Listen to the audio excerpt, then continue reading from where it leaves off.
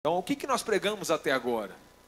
Perseverança, auto-engano, obediência, misericórdia, fé e obra, temperança, sabedoria, amizade, maledicência, infinitude. E essa manhã o tema é corrupção.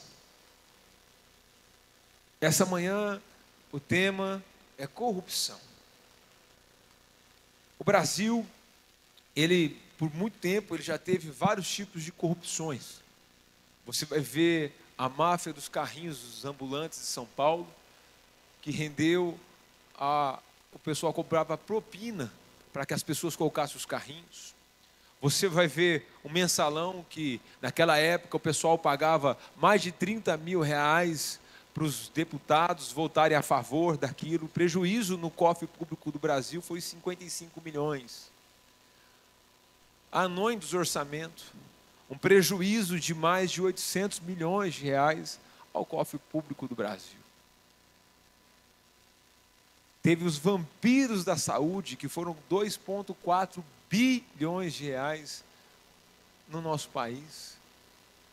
Olha o que mais, teve o Banestado, 648 funcionários eram envolvidos em corrupção, 40 bi de prejuízo no cofre público do Brasil. E aí, a gente não podia deixar de falar da Lava Jato, que foi um dos maiores escândalos vistos nesse tempo. O que isso tem a ver com a palavra de Deus? O que leva à corrupção? O que leva alguém a se envolver nesse ambiente? Parece que é um ciclo vicioso, né?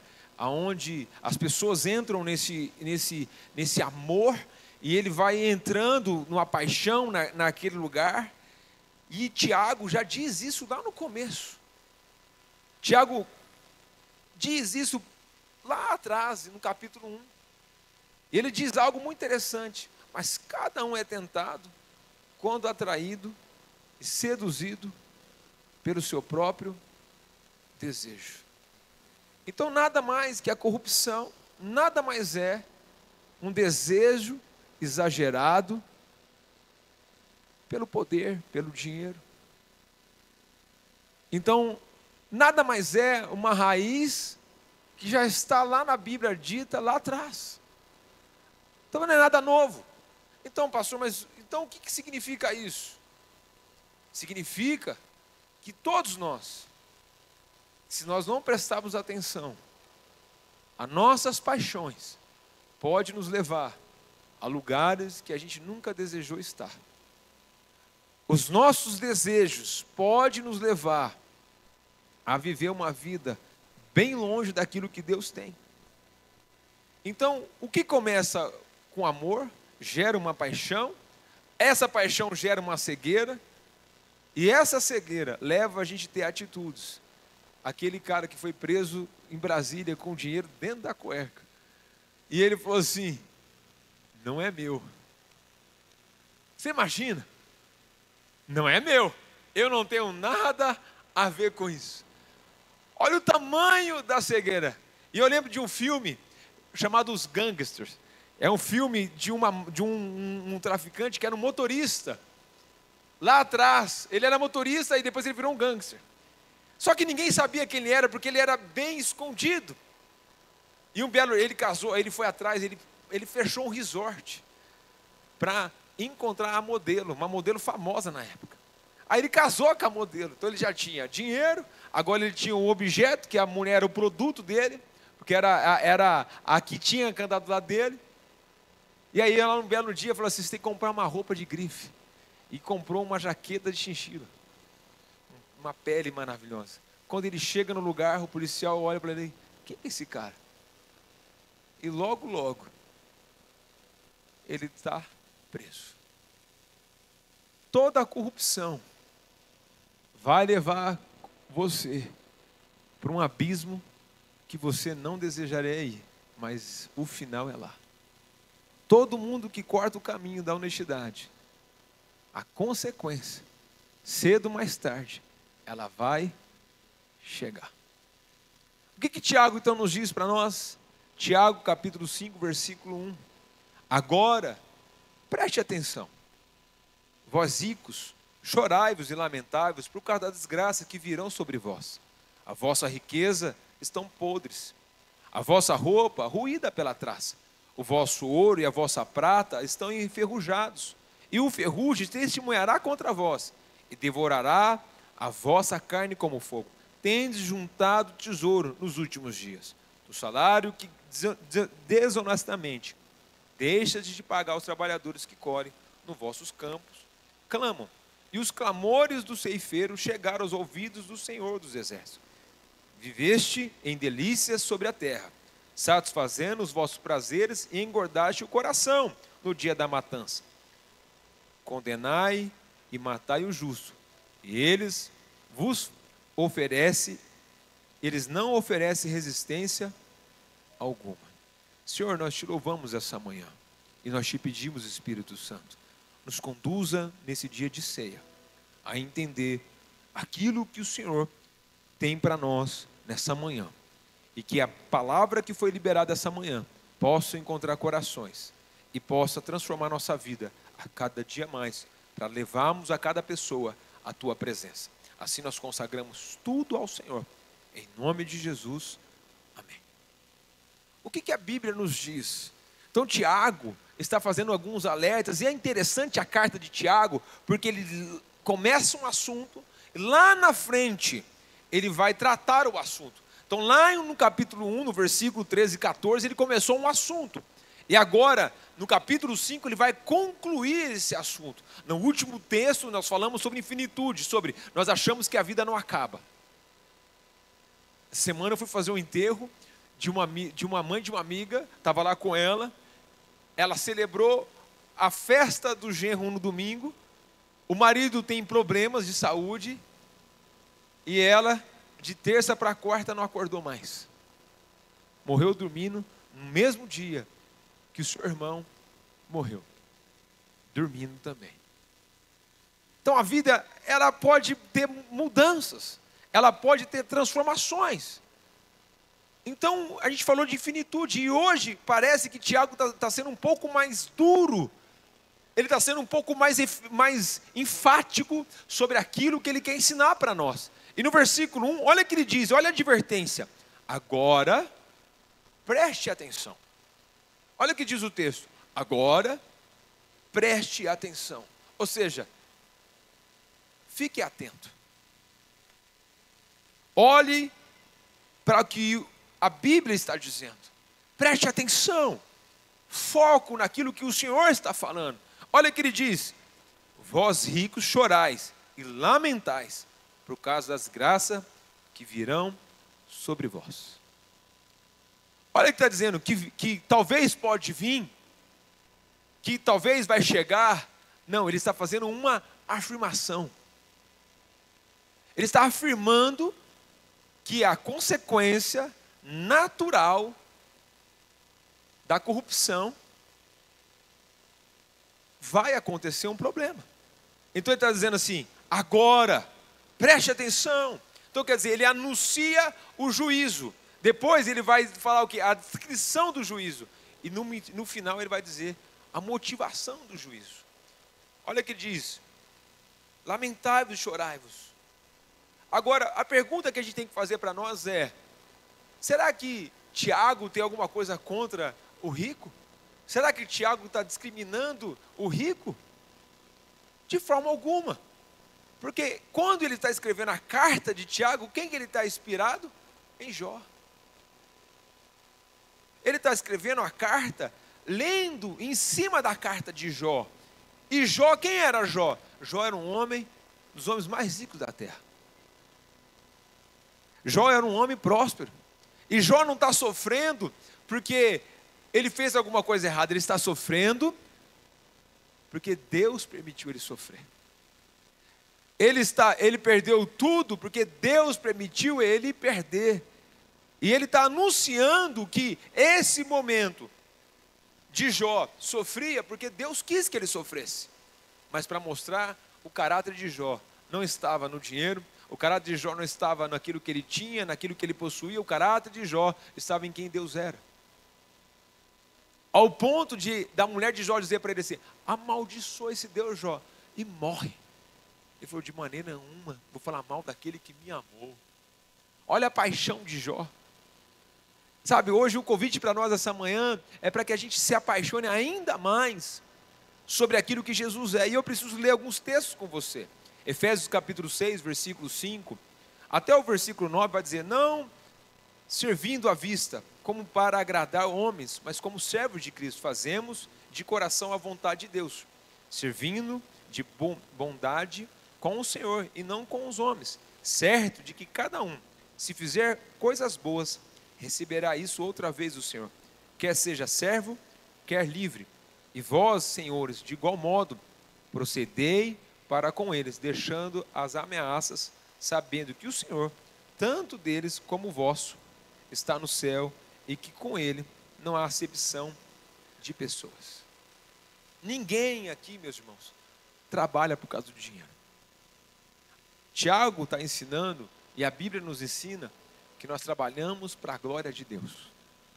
Quando você olha Gênesis capítulo 2, o que você vê? O homem cultivando a terra e dando nomes aos animais, trabalhando, desenvolvendo. Então o trabalho, a nossa motivação do trabalho não é a recompensa, é quem Deus é. E naturalmente, aquilo que você faz com amor, aquilo que você faz com excelência, aquilo que você produz com paixão, qual é a consequência natural? A recompensa. Tudo que você faz com amor, tudo que você dedica com amor, eu não conheço ninguém que é apaixonado pelo trabalho, pelo aquilo que faz, tem prazer naquilo que faz, que não é bem sucedido.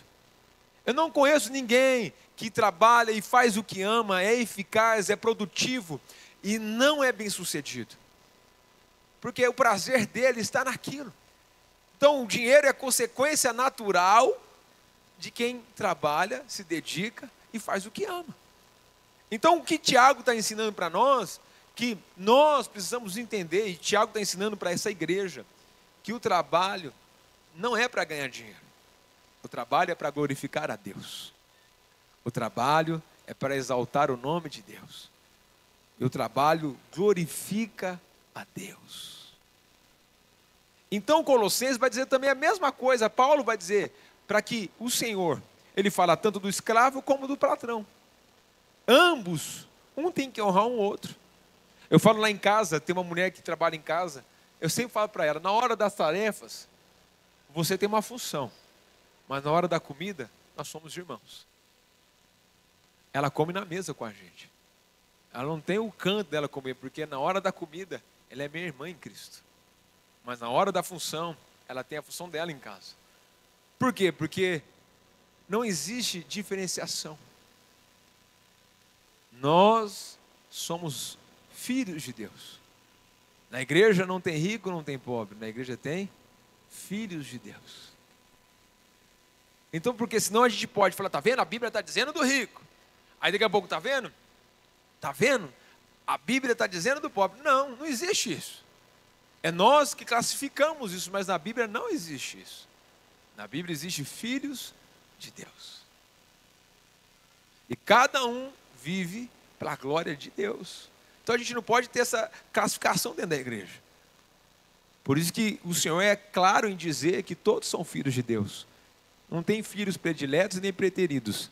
Tem filhos que desejam a cada mais agradar o seu pai. Esses têm relacionamento mais perto. Então a Bíblia nos ensina isso. Então, pastor, então o que você quer dizer então com isso? O que o Senhor está dizendo? O que o Senhor está dizendo para a gente se afastar do perigo de amar o dinheiro mais do que Deus? O que o Senhor está dizendo para nós, pastor? Deus está dizendo, Deus não condena a riqueza, Deus não condena o rico, Deus condena o amor exagerado ao dinheiro. Tem pessoas que por causa do dinheiro matam. Tem pessoas que por causa do dinheiro enganam. Tem pessoas que por causa do dinheiro passam a perna no outro. E é isso que o Senhor está condenando. É isso que a Bíblia condena. É isso que a Bíblia está dizendo. Então, qual é o anúncio do juízo? O anúncio é esse. Nós não podemos entrar nesse lugar, porque qual é o pior castigo que Deus pode nos dar? Está em Romanos capítulo 1, versículo 26. A Bíblia diz assim, porque Deus entregou o homem aos seus próprios desejos e paixões. O maior castigo que eu e você podemos receber de Deus é quando Deus tira o freio de nós. É quando Deus entrega a você a própria sorte. É quando Deus fala assim, ó, por causa do amor, por causa da sua paixão, eu tiro o freio. Vai. Enquanto tem freio, tem graça. Mas quando Deus tira o freio, Romanos capítulo 1, está lá. Deus, por causa da sua paixão, Deus entregou aos seus próprios desejos. Meus irmãos, o pior castigo que a gente pode receber é ser entregue aos nossos desejos. Eu estou fazendo um propósito com Deus esse tempo, e eu descobri que eu tenho um monte de coisa errada dentro de mim. Meus irmãos, tem dia que eu falo, eu não me aguento, eu brigo comigo mesmo. Esse dia eu liguei para o Matu, eu tenho um negócio dentro de mim, eu devo ter um monte de coisa errada aqui dentro de mim. Eu estou buscando ao Senhor, mas você fala, o que é isso, pastor? O que você tem? Eu estou fazendo um jejum. E aí eu estou ali orando, buscando ao Senhor, e eu vejo a minha angústia e meu desejo por chocolate. Eu sou viciado, meus irmãos. Estou confessando o meu pecado aqui, eu sou viciado em chocolate. E agora eu estou sem comer chocolate. Pensa numa luta, eu quero matar alguém. Eu falo, Deus, põe a mão na minha cabeça, me unge, Senhor, tira esse demônio do chocolate da minha cabeça, em nome de Jesus. Sai de mim! Por quê? Porque eu tenho as minhas batalhas, e você tem as suas batalhas. Então Tiago está mostrando para nós que a gente não pode colocar as prioridades no lugar errado. O dinheiro não pode ser o nosso Senhor.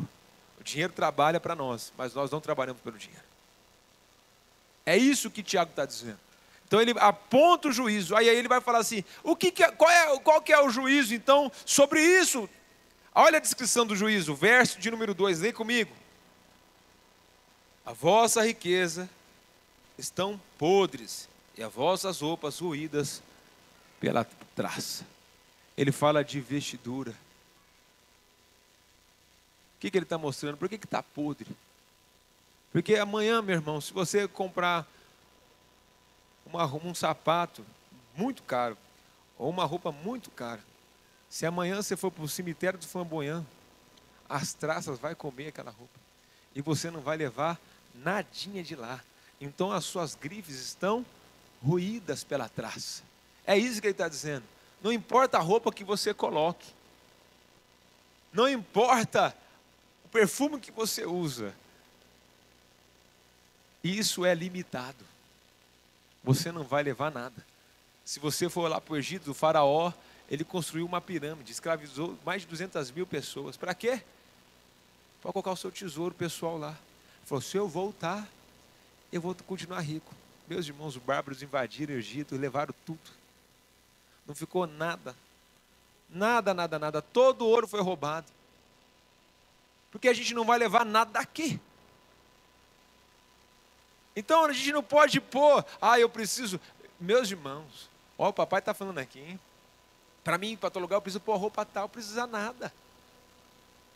Você precisa estar feliz com aquilo que você usa. Se Deus te deu coisa boa, usa coisa boa. Mas isso não pode ser a motivação. Meus irmãos, eu lembro um dia, eu fui num evento lá no Hospital do Câncer, chegou um pessoal de avião lá, parecia meu Deus, ele era patrocinado pela Louis Vuitton.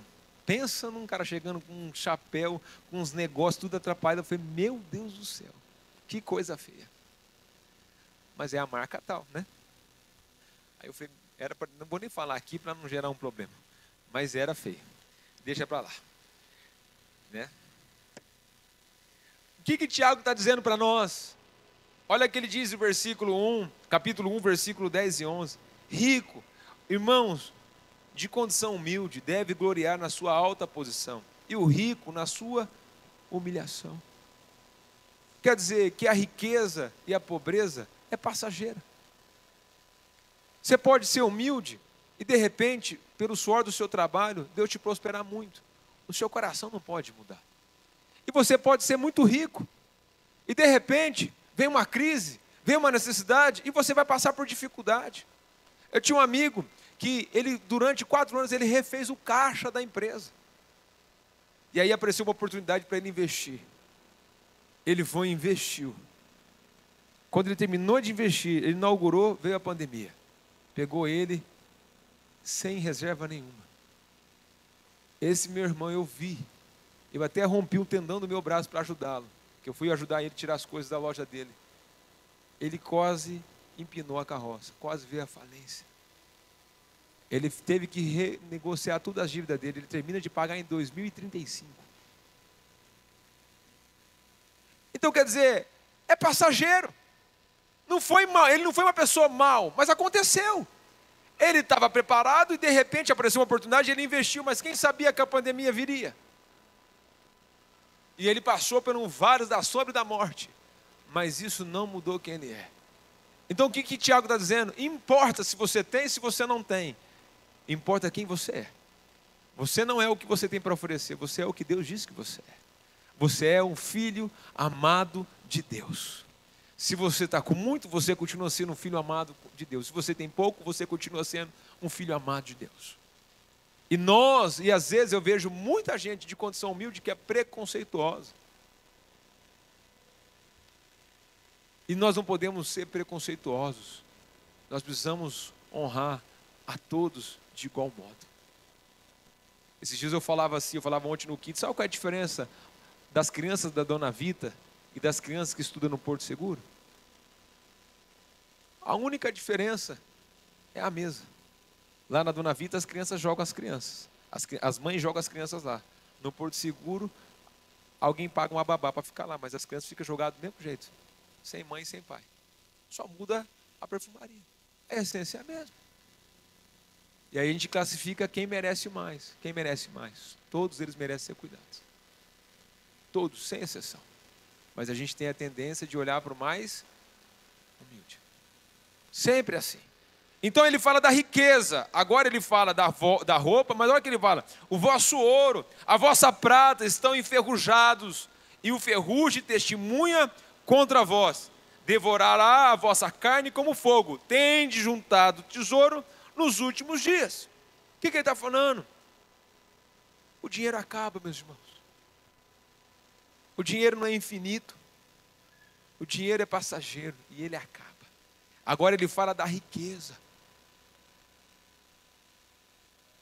Ele fala, olha o que ele está dizendo, ele está falando assim, ó, a vossa riqueza, quer dizer, a vida é curta. Nós não podemos pensar que nós somos o que tem na conta bancária, nós somos o que a Bíblia diz que somos, porque pode mudar. Eu lembro um dia nessa pandemia, mudou a bolsa de valores, um cara pulou do prédio.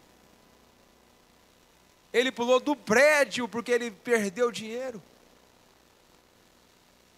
Pessoas se matam porque perdeu uma fortuna, ou tentou fazer alguma coisa que deu errado, ele se mata. Não pode. Porque aonde está a sua expectativa? Aonde está a sua salvação? Está nas coisas. E as coisas não podem te salvar, as coisas não podem te curar, as coisas não podem.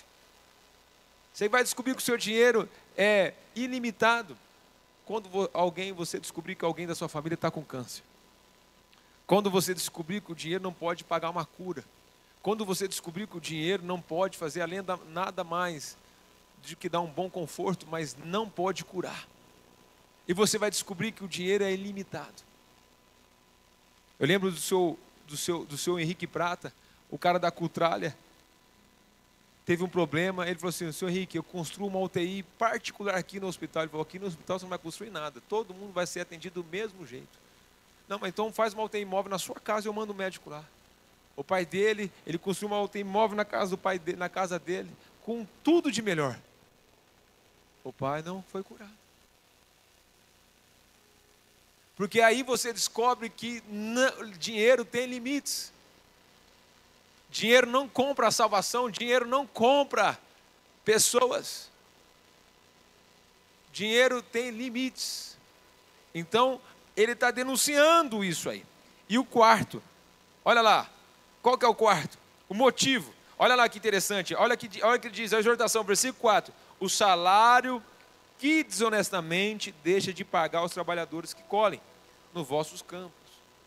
E agora tem um ciclo no meio aqui. Clama.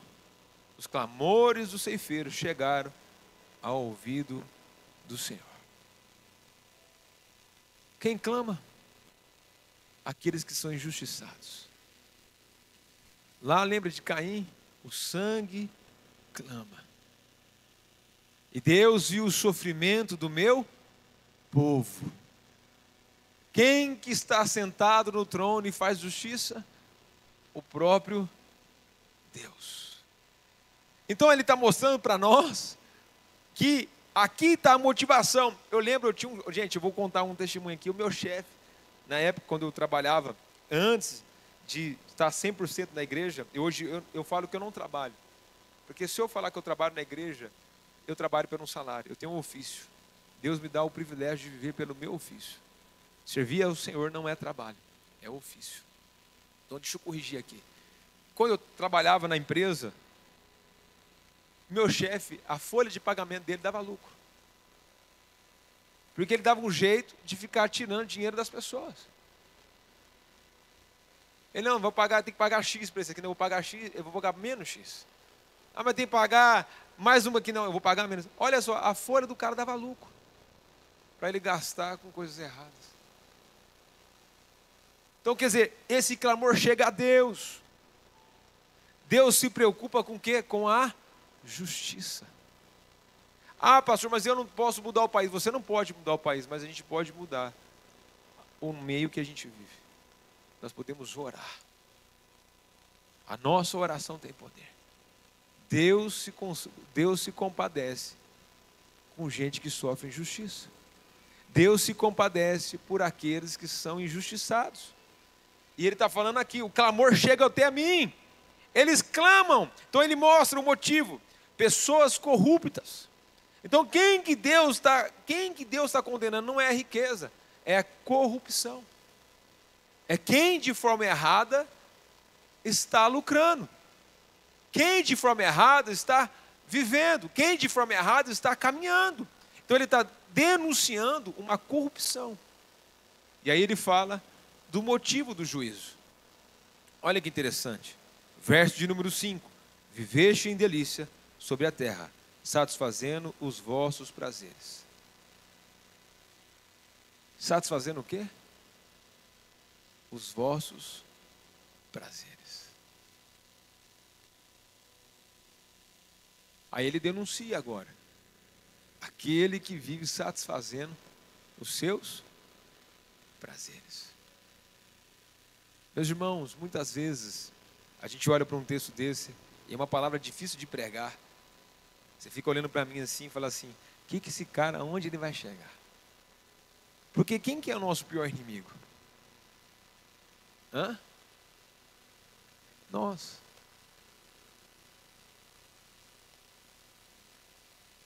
O nosso pior inimigo somos nós mesmos. Sabe por quê? Porque muitas vezes, para satisfazer o meu prazer, eu machuco alguém. Muitas vezes, para satisfazer os meus desejos, eu passo por cima de alguém. Muitas vezes, para fazer aquilo que eu desejo, eu deixo alguém para trás. Então, a hora que ele está falando, você tem feito o quê? Satisfazendo os seus prazeres.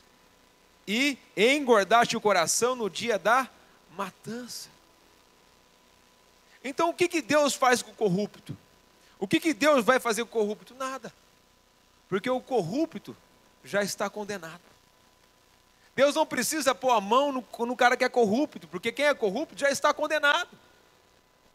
Ele vai bonitinho para aquele lugar, bem bonitinho. Com todo o ouro, com toda a prata e com toda a pompa. Ele vai queimar naquele lugar muito no Hades, lá bem bonitinho, juntinho com o chifrudo. É desse jeito. Então a gente não precisa fazer nada, a gente não precisa ficar brigando, a gente não precisa ficar falando, nem denunciando, porque essa pessoa já está condenada. Então o que nós devemos fazer? O que nós devemos fazer? O que nós devemos falar? Está no versículo de número 6. Condenais e matais o justo. Eles se oferecem e não têm resistência alguma. Então quer dizer, o justo ora, o justo busca, o justo intercede, e nós não oferecemos resistência alguma. Se alguém te enganar, amém. Porque quem vai me recompensar é Deus. Se alguém não me pagar, amém. Porque quem vai me pagar é Deus. Se alguém fizer qualquer coisa comigo, agir com injustiça comigo, quem vai fazer justiça é Deus. Então, nessa manhã, o que a gente vence a corrupção não é brigando contra a corrupção, mas é tendo um posicionamento de santidade. E quem pode mudar o corrupto? Somente aquele que tem as mãos furadas, que é o próprio Deus. Então nós precisamos orar para dentro de nós e perguntar para nós: qual é a nossa maior paixão? Qual que é o nosso maior desejo? Por isso que a Bíblia diz que a raiz de todo mal, qual que é? É o amor exagerado pelo dinheiro.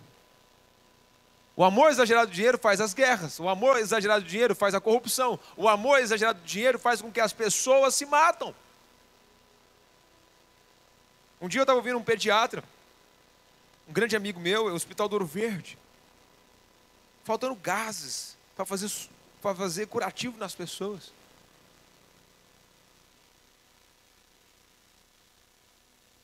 E o miserável que desviava o dinheiro, andando de Ferrari no Norte Sul. Tem que ser preso um cara desse.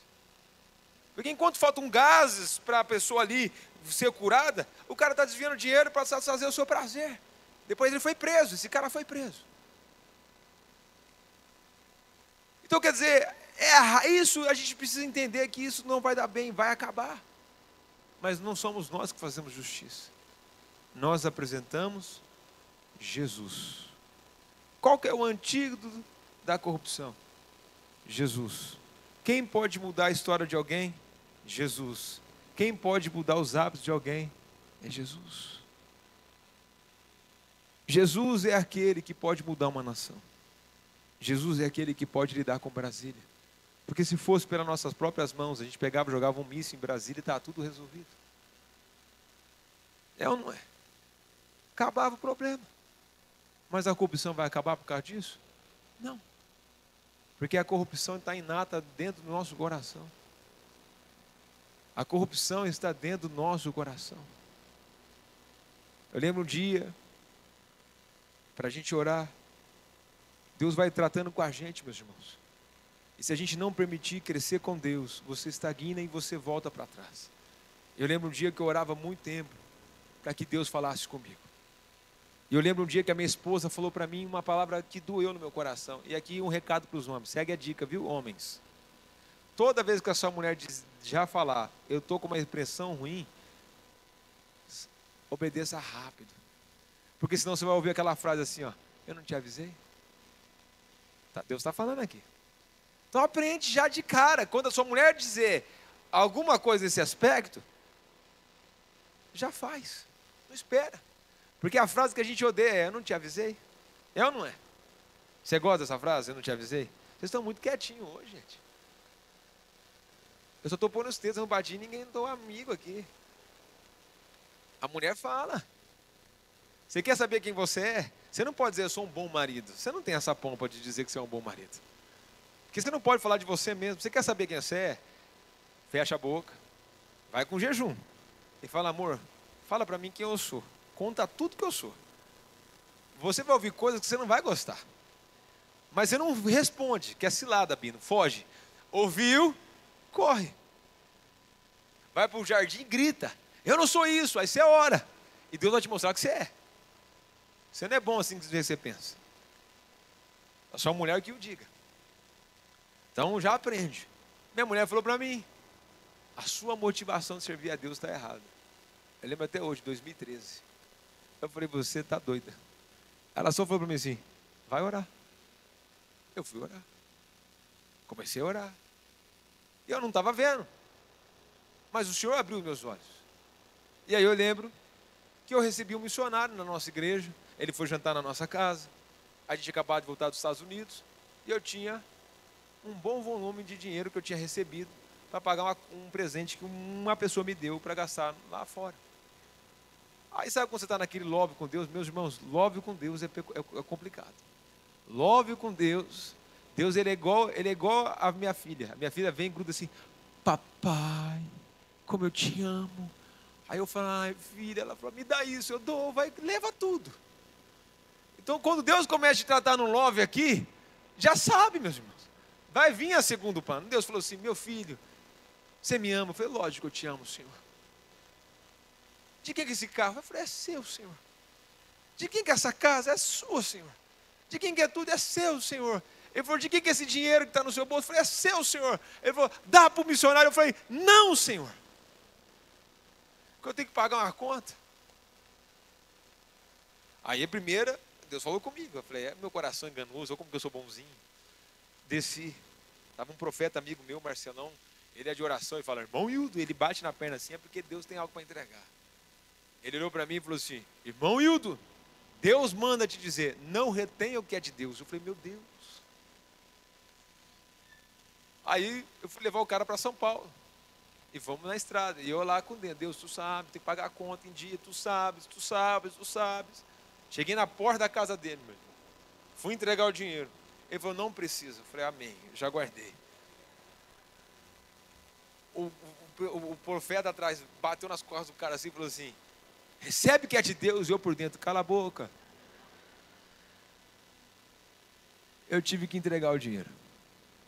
E quando eu virei o carro, o Espírito Santo falou comigo: você não está pronto para mim, porque você não entendeu o que é entrega. Quantas vezes eu quero te usar e você não está disponível para mim? Você não é digno de mim. As lágrimas começaram a descer no meu rosto. Aí eu fui observando as minhas atitudes, e minha mulher estava certa. Eu tive que voltar para ela e falar para ela: você tinha razão. Ela falou: não te avisei? E depois daquele dia eu entendi, meus irmãos, que no altar existe um lugar de entrega. Deus pediu a Abraão o seu filho, o seu único filho. Deus não queria o filho, Deus queria o coração. Sabe, meus irmãos, muita gente aqui vem para a igreja para encontrar um lugar de conforto, mas a igreja é um lugar de entrega. Muitas vezes a gente vem para a igreja achando que é o lugar de ficar bem, mas o lugar da igreja é o lugar de você ficar mal, porque é aqui que você vai matar o que te corrompe lá fora. É aqui que você vai morrer para você mesmo. E por isso que muita gente gosta de ficar desigrejado, sabe por quê? Porque se você está desigrejado, você serve a si mesmo, você toma a ceia sozinho. Você é senhor de si mesmo. Mas quando você vive em comunidade, você precisa ser pastoreado e discipulado, aí você precisa prestar conta. Aí você precisa dizer, e as pessoas vão dizer para você: você não é o que você está falando, eu estou vendo. É por isso que muita gente gosta de viver fora da igreja, porque não quer prestar conta. Mas viver em comunidade é prestar conta. Viver em comunidade é as pessoas saber o seu caráter. É as pessoas saber que você ainda é pecador. É as pessoas saber que ainda precisa morrer coisa dentro do seu coração. E aí você não está disponível, porque se soubesse da minha intimidade. Por isso que muita gente não gosta de ser discipulado, porque quando começa a andar perto, você descobre as minhas naturezas. E quem anda comigo sabe que eu não tenho problema nenhum de falar dos meus defeitos. Eu e o Matu estamos fazendo jejum junto com um monte de pastor. Esses dias, segunda-feira e quarta-feira eu caí, comi. Liguei para ele: Matu, me ajuda, eu comi. Por que eu fiz isso? Porque quando a gente aprende a confessar um ao outro as nossas lutas, a gente não vai precisar confessar os nossos pecados. Quando a gente vive em comunidade, é ali que a gente se esfrega. É ali que a gente afia o machado. É ali que a gente é ajudado. Ali que a gente descobre o quão mal a gente é e o quanto a gente precisa da graça de Deus. Por isso ninguém aqui vai conseguir chegar lá na plenitude com o Espírito sozinho. Você precisa de alguém dizendo para você: você precisa mudar de vida. Então nessa manhã, meus irmãos, nós chegamos aqui na igreja, num dia de ceia, para dizer: nós precisamos de um Salvador. Se Jesus não morresse na cruz, se Jesus não tivesse ressuscitado, a ceia não tinha significado, a Páscoa não teria significado, e nós poderíamos viver na corrupção, porque o que nos resta é isso. Mas Jesus não nos prometeu isso. Jesus nos prometeu uma vida eterna. Então nessa manhã, Deus está dizendo para mim e para você: nós precisamos se arrepender de nós mesmos, e se arrepender do nosso eu. Andar com Deus não tem estagnação. Você precisa amar mais a Deus do que você amava ontem. Qual foi a experiência de Deus essa semana para você? O que Deus falou com você? Como Deus tem acordado você de madrugada? Ah, pastor, mas você não sabe o que fizeram comigo. O que fizeram com Jesus? Venderam ele por 30 moedas de prata. Na hora da sua dor, abandonaram ele. Ele foi crucificado sem um pecado. Mas a última frase dele foi essa: Pai, perdoa porque não sabe o que faz. E nós, por causa de qualquer coisinha, a gente vira as costas para Deus. O homem que te decepcionou não é maior que Deus. As pessoas que enganaram você não é maior que Deus. As pessoas que feriram você não é Deus. Deus não engana ninguém, Deus não mente para ninguém. Deus continua sentado sobre o sublime trono. E Ele quer que você se renda a Ele, para que você viva os melhores dias na presença dEle. E como diz Romanos capítulo 12, a vontade de Deus é boa, perfeita e agradável. Boa, perfeita e agradável. Boa, perfeita e agradável.